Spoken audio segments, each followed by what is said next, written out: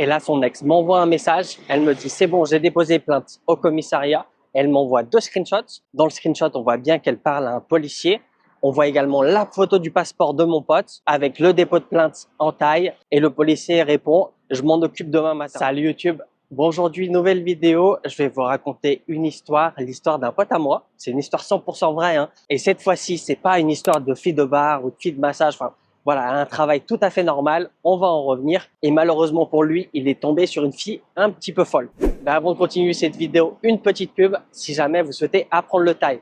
Quand je dis apprendre le taille, c'est apprendre le vrai taille, hein. Celui qu'on utilise au quotidien, dans la vie de tous les jours. J'ai créé une formation complète à ce sujet-là, auquel je vous explique de A à Z comment moi, personnellement, j'ai fait pour parler taille couramment, comme vous avez pu le voir à travers mes micro-trottoirs ou mes interviews 100% en taille. D'ailleurs, il y en a des nouvelles pour bientôt. Je vous mets le lien dans la description et si jamais vous avez des questions concernant la Thaïlande, je crée des appels personnalisés auxquels on passe 1 heure ensemble et je réponds à toutes vos questions, que ce soit par appel ou par visio. Et également, avant de continuer cette histoire, je voulais vous parler, je crée une FAQ qui arrive très prochainement. On va fêter les 4 ans de la chaîne, que ce soit des questions personnelles sur la Thaïlande ou sur la paperasse thaïlandaise.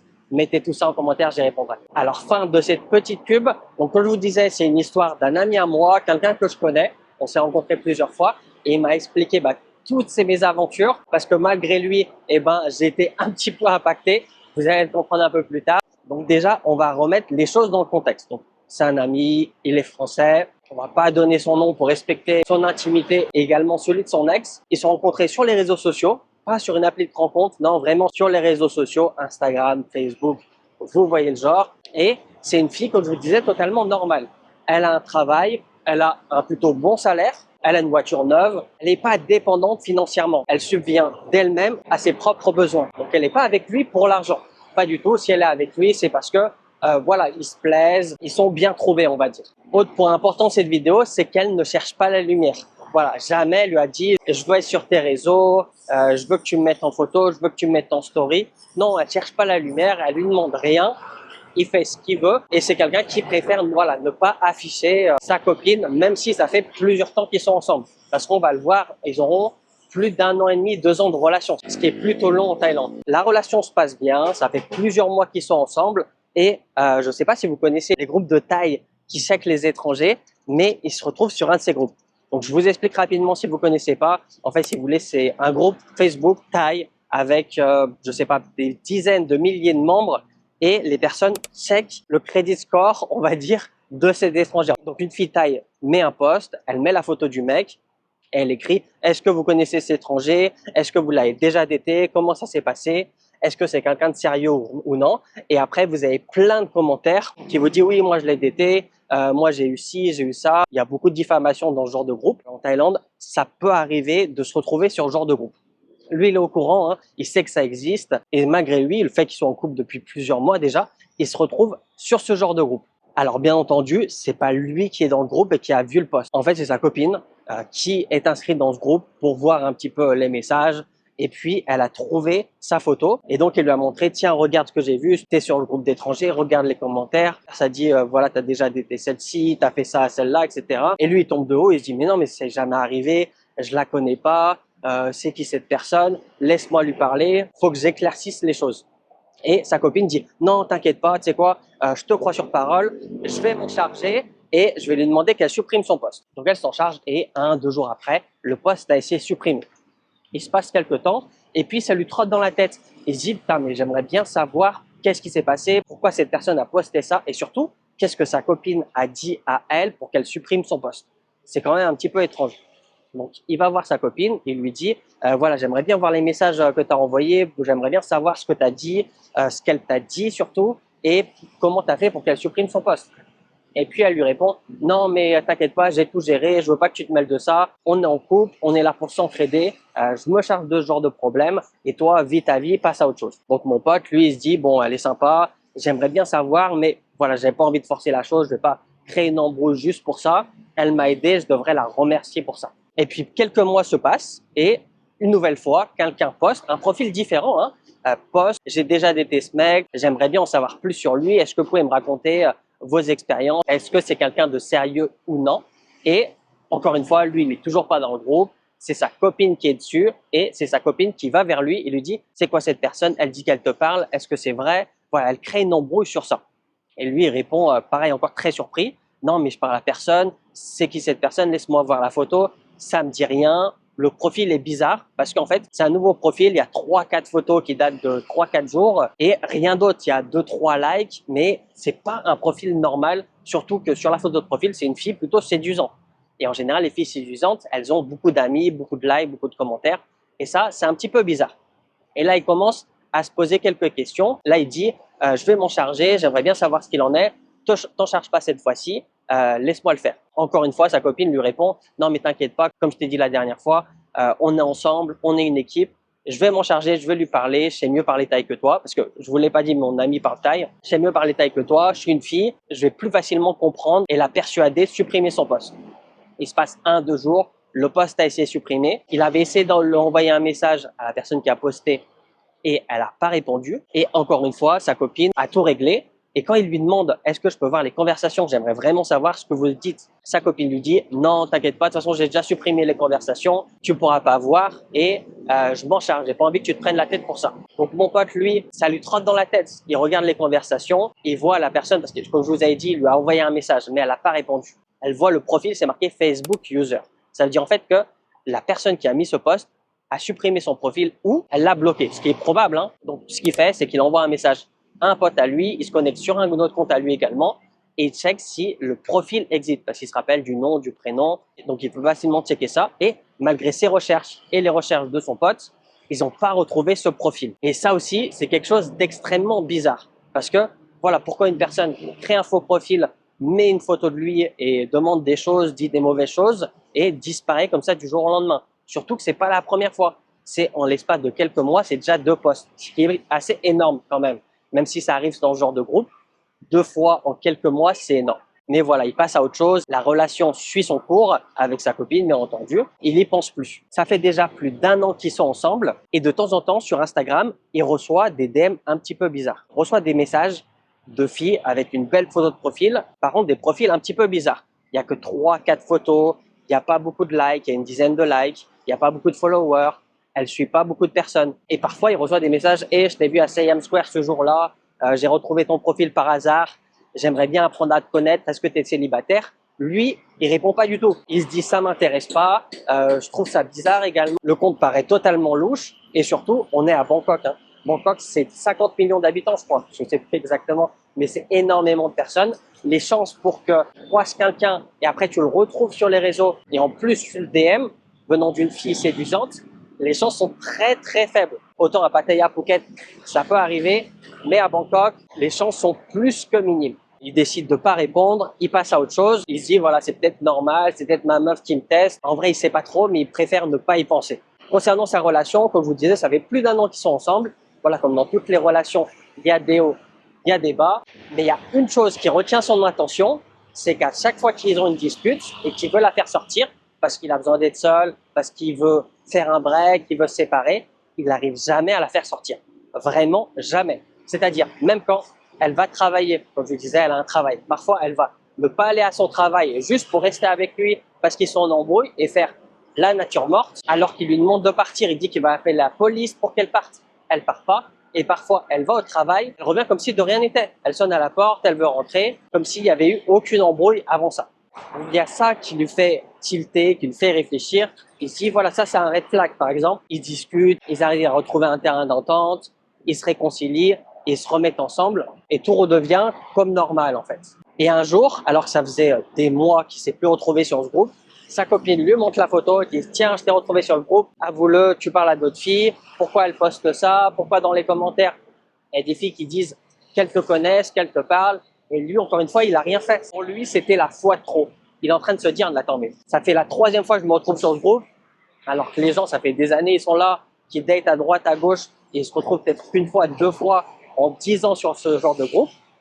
Pourquoi moi, qui suis en couple, qui fait rien, je me retrouve 3 fois en à peine 1 an et quelques. Donc, encore une fois, il décide d'envoyer un message à l'autrice de ce groupe, et voilà, ça part en insulte. Il parle thaï, il écrit thaï, donc il peut très bien communiquer avec elle. Cette fois, elle répond. Hein. Rappelez-vous, la dernière fois, la personne lui a pas répondu du tout. Et au bout d'un moment, leur conversation prend fin et il se passe quelques jours, il passe à autre chose. Et à un moment, il se dit, je veux regarder le profil de nouveau. Je trouve ça bizarre. Et encore une fois, il voit le profil, c'est marqué Facebook User. Là, il se dit, attends, mais c'est bizarre, la personne, elle met un post, pareil, elle n'a pas beaucoup d'amis, elle n'a pas beaucoup de photos, elle n'a pas beaucoup de likes. On s'échange des messages. Pendant qu'il s'échange des messages aussi, sa copine est à côté. Elle est chez lui, il était sur la table, elle était sur le canapé. Des fois, ils étaient même dans le lit ensemble, ils s'embrouillaient avec la fille et elle était sur le téléphone. Donc là, il commence à se dire, attends, mais c'est bizarre. Le Facebook profil a disparu. Quand je communiquais avec elle, elle était à côté de moi, mais elle était sur son téléphone. Est-ce que ça serait pas elle qui envoie des messages? Est-ce que ça serait pas elle qui crée des faux comptes, par exemple? Encore une fois, il check le profil pour voir si c'est pas lui qui a été bloqué. Donc, il demande un ami à lui.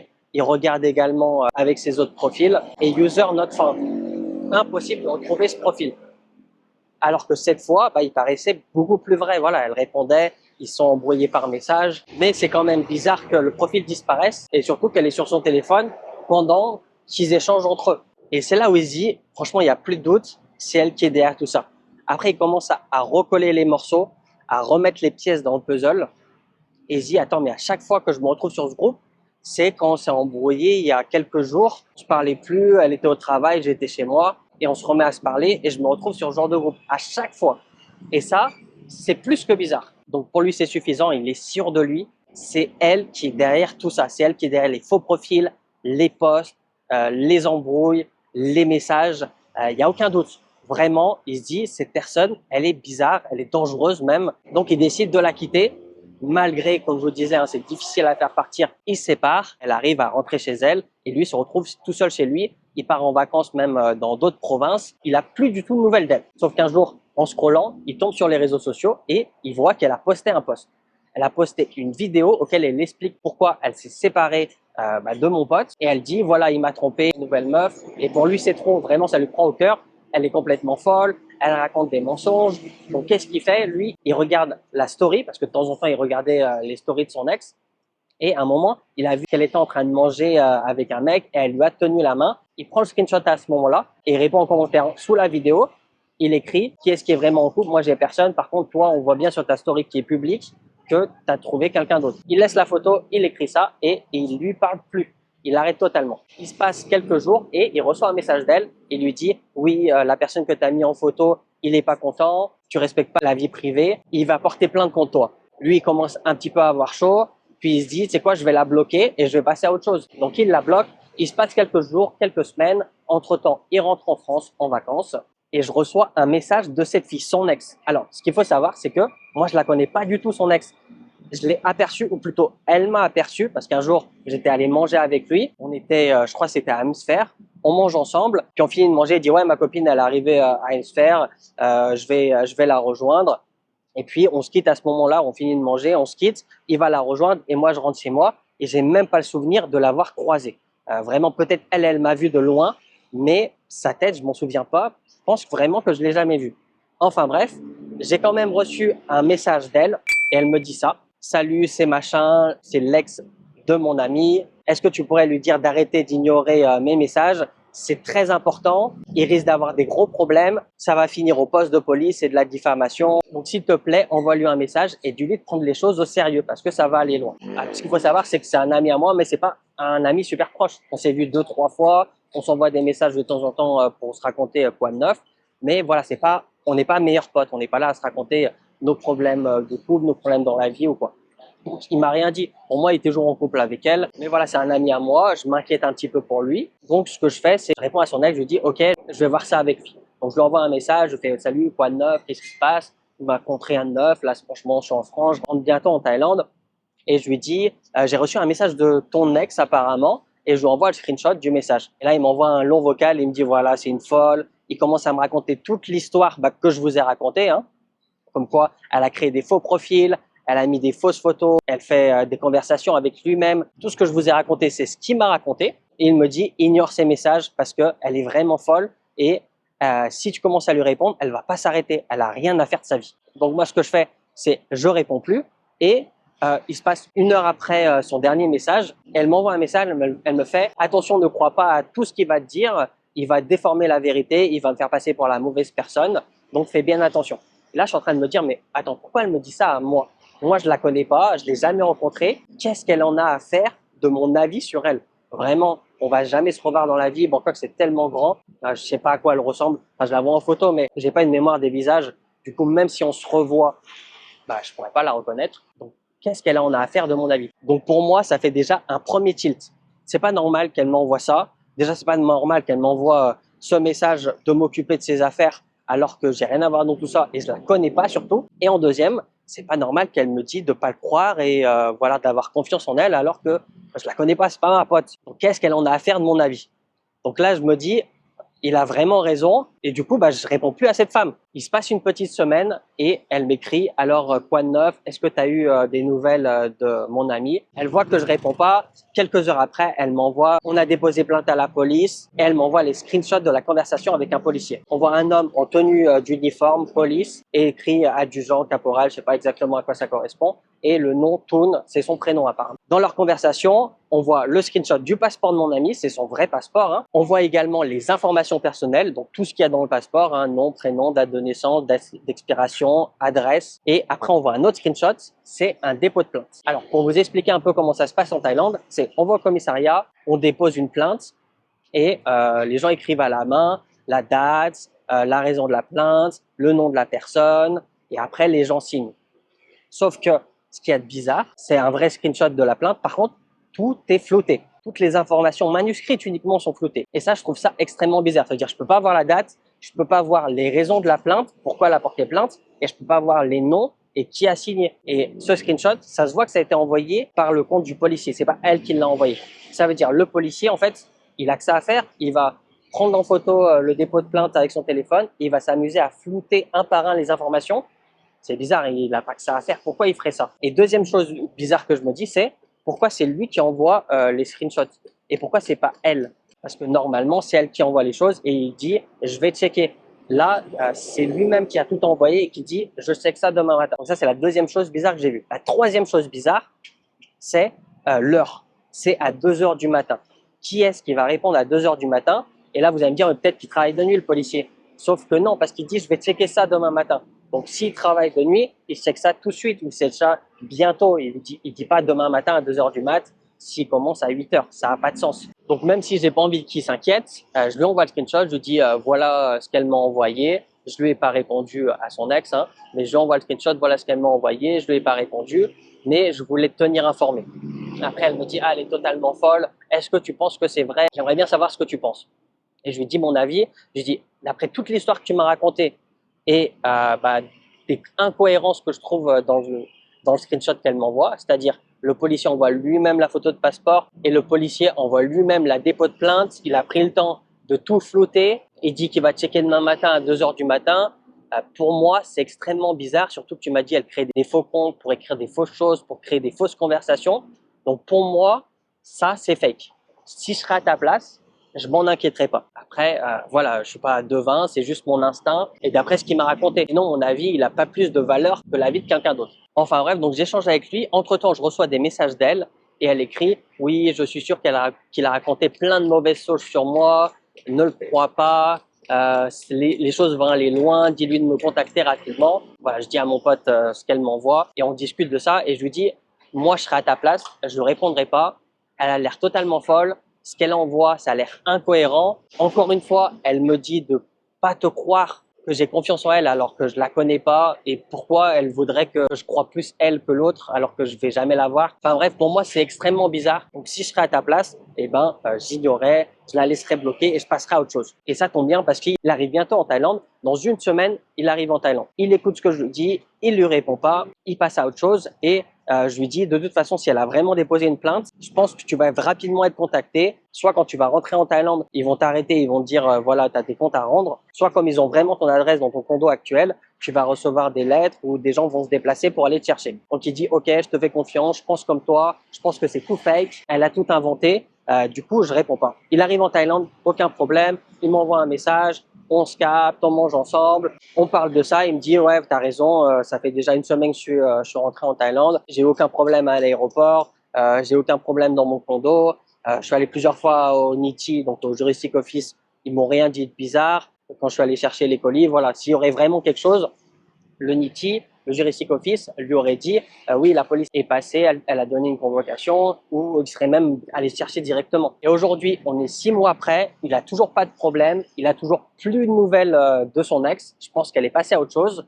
Comme je vous disais et comme je lui ai dit, je pense que cette histoire est totalement fausse parce qu'il y a beaucoup trop d'incohérences et surtout, il n'a rien eu depuis qu'il est arrivé en Thaïlande. Ça fait déjà 6 mois qu'il est là. Enfin bref, je voulais vous raconter cette histoire. C'est vraiment une histoire folle. C'est une histoire vraie. Ces conversations, je les ai vraiment reçues. Tout ce qu'il m'a raconté, je le crois sur parole, surtout avec les incohérences des messages qu'elle m'envoie. Je pense vraiment qu'elle a un problème. Et je voulais vous raconter cette histoire parce que c'est pas forcément que des filles sans éducation. Elle a un bachelor, elle a un beau travail, elle a un petit peu d'argent, mais ça veut pas dire que les personnes sont saintes.